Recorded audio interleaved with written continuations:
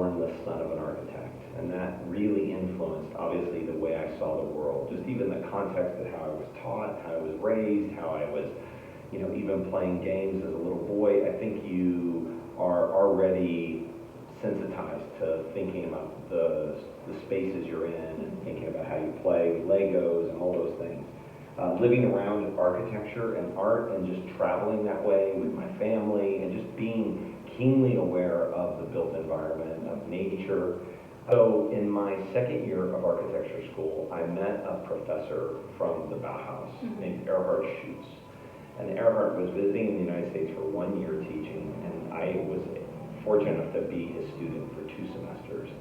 And his way of looking at the world, of thinking about design, just exploded my whole perception of what I thought architecture was.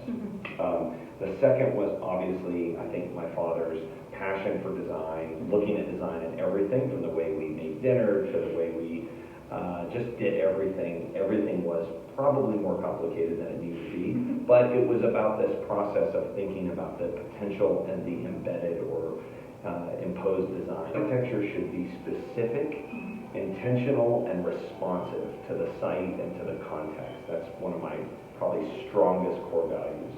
The second is that architecture should always demonstrate a mastery of material and space and light. There's this wonderful sympathy, empathy relationship between material, space, and light always going on. And to me, that interplay is going on in all of our work. And then I would say third or fourth is the idea that I really strongly believe that architecture should be authentic and true. So our design process is heavily based in research. We spend a lot of time in research, listening and fact gathering at the beginning. We try really hard to suspend design for as long as we can, and we spend a tremendous amount of time in that kind of collection mode.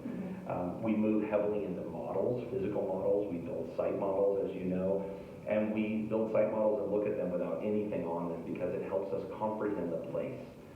3 ways. One, in the studio, we have a great team who I think are some of the best designers, and I get to collaborate with them at all levels. So we collaborate them in model, in digital world, in all these different expertise we bring together. We talk about all the work in the studio, and it's an open source kind of area where we're talking about design. Next is then with our engineers and our specialists, and we're working with them, collaborating with them through design. And then third is really the builders and the craftspeople that make the work. In 2001, my father and I went to Switzerland and actually went to go visit just about all of Peter's work that was built at the time. We went to Peter's studio, we met with him, talked to him, spent a couple hours with him, watched him smoke a cigar. It was a great experience. So, I mean, to have those experiences as part of our mental kind of glossary and encyclopedia of experiences, I think we look at all other experiences in life and we almost compare them to those paramount moments. It's almost like, did you ever reach one of those moments? And I don't think we have, but we always look for trying to press our work in those directions. There are municipalities, obviously cost of doing things well, and then the whole idea of working with clients to help them understand. We live in a different age of clients today. We live in the Pinterest web-based world where clients feel that they probably can bring up on their computer any expert information they need. Of course, it's curated by them, and so you're in an environment where, much like physicians are at-home doctors, everyone's self-diagnosing what they need. They're doing the same thing with design. Sketch every day. Have a journal.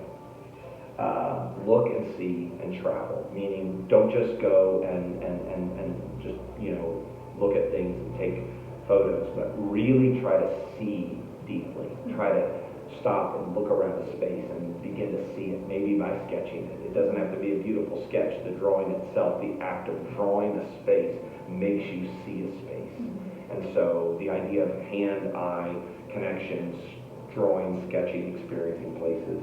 I would say find great people who you admire and you appreciate the work they're doing and get around them. Go work in their practice, watch their work, follow them on the internet. If you can fly to see their work, go experience the real work. And then if you can, go work for someone you really value and appreciate their way and their point of view.